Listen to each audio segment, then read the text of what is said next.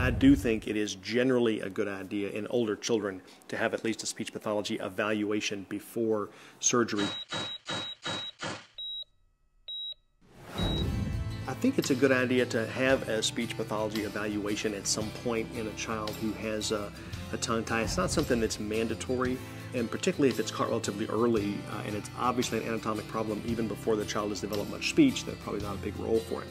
Many times the speech pathologist is simply going to confirm indeed there is a tongue tie which is causing functional problems, and they'll recommend that it be divided. And certainly if there's any question, a speech pathologist they're very sophisticated in their understanding of speech development and can really do a very good job of analyzing what the child is doing and figuring out if they're compensating and so on. I do think it is generally a good idea in older children just to make sure the speech pathologist doesn't tell you, by the way, there's another thing we need to consider.